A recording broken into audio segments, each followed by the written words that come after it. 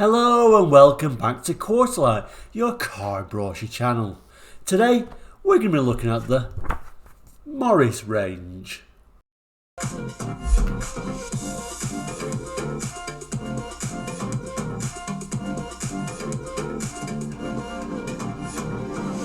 Hello, welcome back to Quarterlight, your car brochure channel. Yes, today we're going to look at this full range Morris brochure from September 69. And please do consider subscribing. It certainly helps the channel, but more importantly, you don't miss an episode. Anyway, haven't got much time today. We have to get through this full range, so let's get straight on with it. Okay, so here is today's brochure. First thing to note, it is in pretty good condition to say it's from September 69. Features a few of the little images of some of the cars we might be seeing in the brochure. We've got a lot to get through today, so let's move straight into the first page. And the start of the range, as you would expect, is the Morris Mini. In this case, we're now at the Mark II. The Mini, of course, first arrived in 59, ran incredibly all the way to the year 2000. This is the Mark II Morris Mini, arrived in 67 and it went till 1970. A few things about the Mark II. It did a revised grille, larger rear window and a little tiny few changes from the Mark I. But you can certainly tell these older Minis from these external hinges. And of course we've still got a sliding window at this time rather than a wind down unit. So we've got the base Mini, but we've also here got the Mini Cooper. It's the Mini Cooper S, the sporty version of the Mini. So certainly a very rare and collectible car today. Saying at the side here, the Morris range, it's saying the Morris distinctive and practical. So I'll have a brief look at some of this text. So the Mini Mark II Saloon, the car that meets the demands of motoring today with compact dimensions, easy parking, remarkable manoeuvrability and economy. That's the incredible Mini. With well over 2 million built, this front wheel drive favourite continues to be a bestseller. In its basic form, the Mini Mark II Saloon is equipped with the 848 Power Pack, while the Super Deluxe Saloon is available with the 998cc power unit, auto transmission being optional extra cost on the larger engine. It then shows us some of the specifications for this Mini. At the bottom it's also showing, interestingly, some optional extras, things like fresh air heater, rake adjusting front seats, electronically heated rear windows, Super Deluxe Saloon options, auto transmission, rake adjusting front seats, electronically heated rear windows. If we move down, we get to the Mini S Mark II Saloon. It says here, the world-shattering achievements in sporting events of this extremely successful version of the Mini need no elaboration. Action is what this remarkable little car thrives on. Quite a formidable list of racing and rally honours have been notched up by the Mini Cooper S. And it also has an immensely reputation for safety and reliability. A reputation that makes it a car eminently practical for pleasure or sporting motoring. And like I say, a 1275cc engine with 76 brake horsepower. No doubt very fun to drive. Options, it's showing rake adjusting front seats, electrically heated rear windows, and on this one you can even have a sump guard. That's some of the specifications. If you do want to pause the screen and look at it in more detail, you certainly can do. Okay, so that's the Mini. You think we're over with the Minis, don't you? But when we turn the page, we've also interestingly got the Clubman arriving at this time as well. So the Clubman arrived from 69, ran till 1980. So interestingly, as well as the the Mini Cooper S. We've also got the Mini 1275 GT Saloon. It is my favourite Mini, although these Clubmans are strange because they're less aerodynamic than the original Mini, so they're a little bit unusual. It's saying on this page, Morris, power and economy. So it's interesting, we've got quite a wide variety of Minis at this time. And like I say, these Clubmans would have just arrived in 69. This brochure is from 69 if you remember. But let's have a look at some of this text as well. Okay, so the Mini Clubman Saloon and Estate. These newly styled distinctive motor cars are worthy newcomers to the well-proven Mini range. Fully equipped to deluxe specifications, both Saloon and Estate offer a high standard of seating comfort for 4 adults. In a matter of seconds, the Estate can be converted into a spacious load carrier, merely by folding down the rear seat squab. The 998cc power pack gives these smart vehicles good all-round economical performance, and there's a choice of synchromesh or automatic transmission. And here are the specifications for the Clubman. If you notice, a similar sort of idea of optional extras as we've seen previously.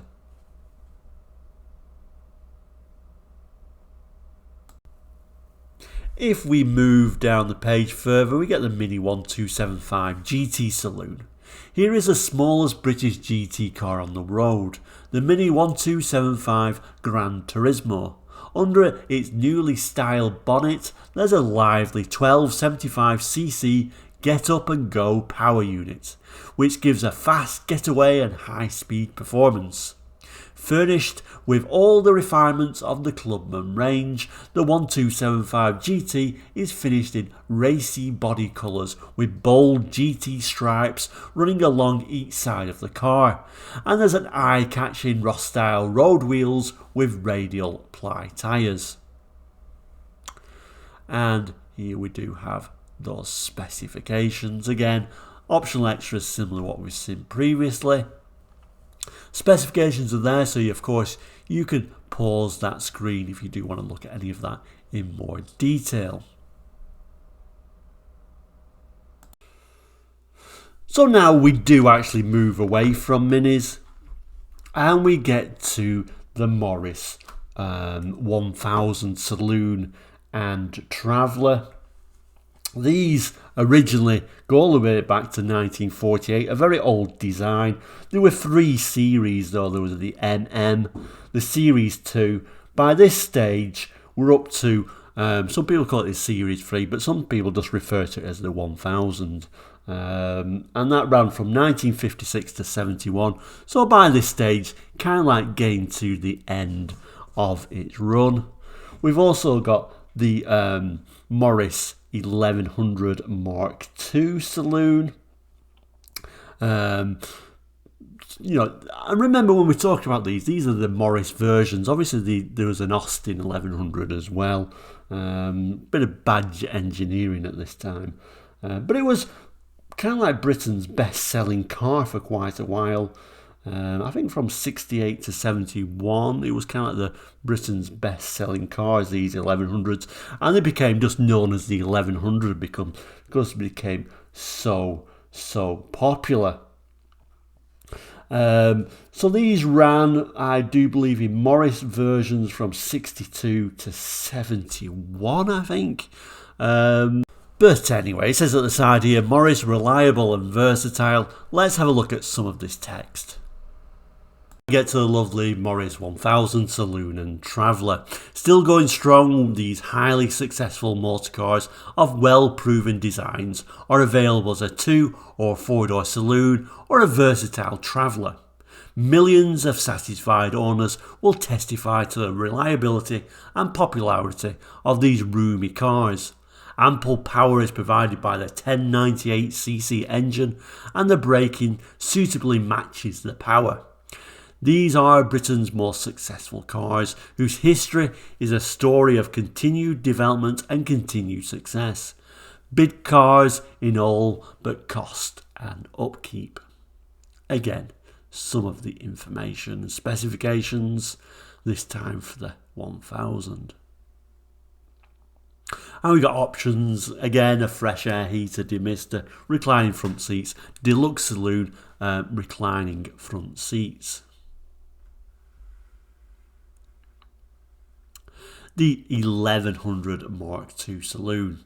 Another of the front wheel drive favourites, the Morris 1100 Mark II Saloon is available as a 2-door deluxe or 4-door super deluxe saloon. Each has its own distinctive style of interior trim, but are mechanically identical. Power is provided by the 1098cc power pack, transversely installed, and there is a choice of synchromesh or automatic transmission.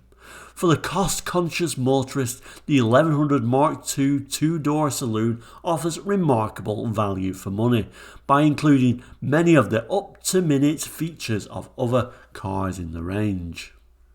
Again, some of those specifications. Optional extras, your auto transmission, electrically heated front rear windows, reclining front seats. These seem to be the standard optional extras for Morris's at this time. Again, when we're looking at the 1100, there's also a 1300 version as well. And this quite rare Traveller showing on here. There's kind of like the estate version. And the 1300 GT, the sporty version. I do actually remember seeing one of these as a kid in this same colour, interestingly enough. It says on here, comfort and performance. These kind of cars were eventually phased out by things like the Morris Marina and Austin Allegro. Let's have a look at some of the text. 1300 Saloon and Traveller. Developed from the ever-popular 1100 models, the Morris 1300 Saloon is also available in 2 or 4-door versions.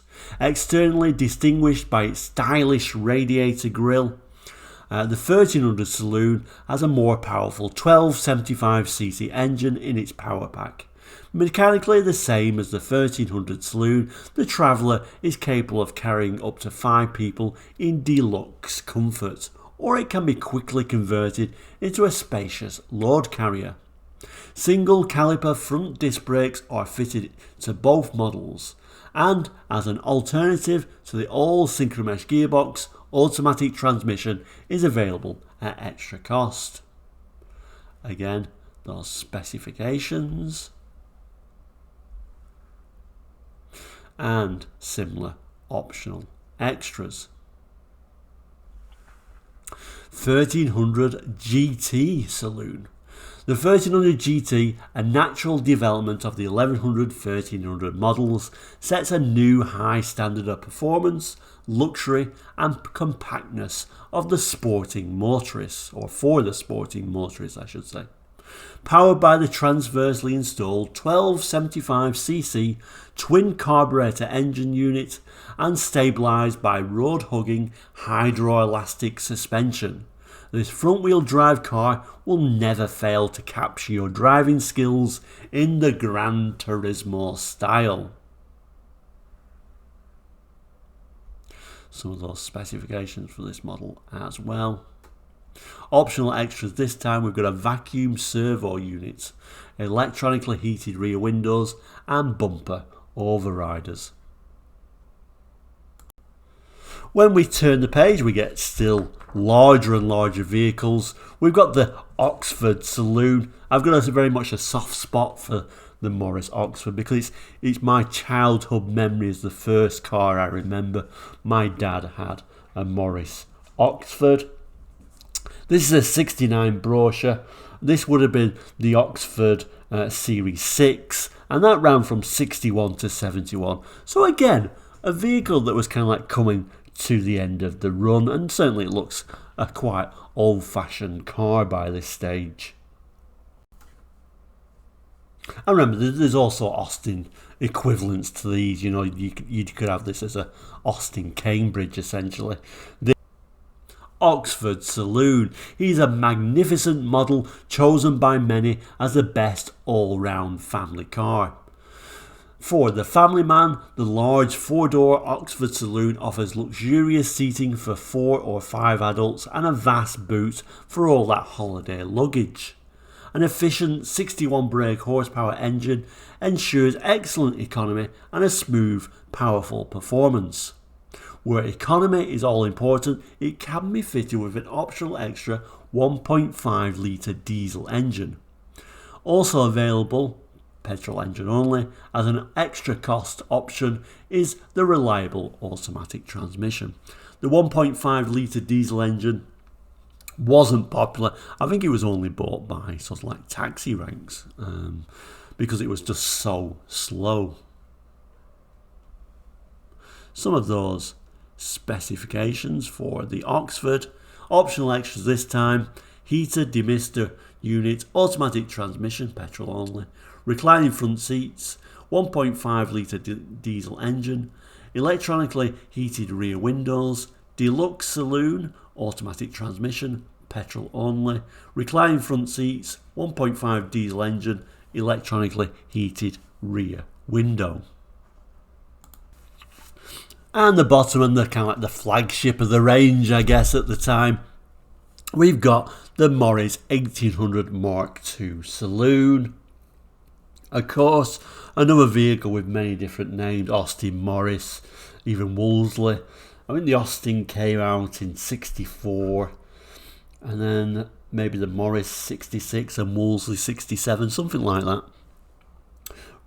Commonly known by enthusiasts as the land crab because of its unusual design with the wheels at each corner, but certainly a design that made for a very nice and large interior space.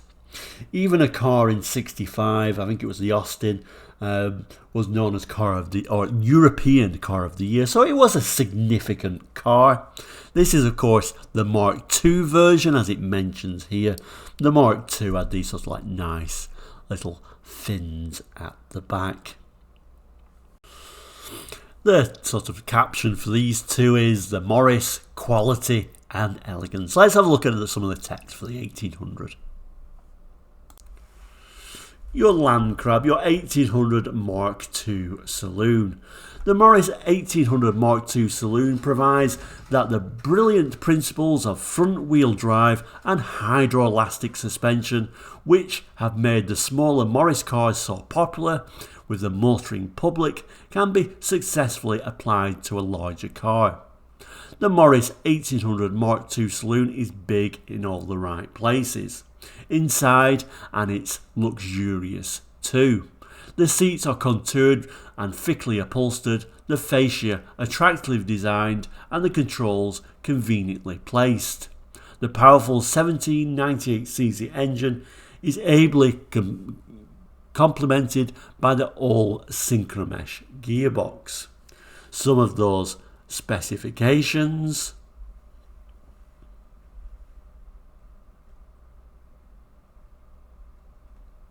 optional extras: you can have a 95.5 brake horsepower S-type engine, automatic transmission, reclining front seats, power assisted steering, electronically heated rear window. And then finally, if we get to the back page, well, let's zoom in on this actually. Okay, so it's kind of like showing here, a little bit slanty, aren't we? That's a little bit better, I guess. So it's saying here the catalogue is produced as a guide and complete range of Morris vehicles, but for more comprehensive details appropriate to individual models, please complete and return this coupon to the Marketing Training Centre, British Leyland, Austin Morris Limited, Longbridge, Birmingham. So you fill this out, tick, I don't know, Morris Oxford, and they'll send you the actual brochure just on the Oxford, which is quite nice. At the bottom here, your British Leyland sort of plug hole of despair, if you will. A little bit of general information. Then if we go right to the bottom here, it does give you the date as being September 69. So there we go, that is the Morris range brochure 1969. I quite like those range brochures. It shows what models were offered and also where they all fitted into in the range for 1969. If you've got any memories of any of them models, do jot it in the comments. I always do enjoy reading those. But for now, we'll say please do like and subscribe. We'll see you very soon. Take care and goodbye.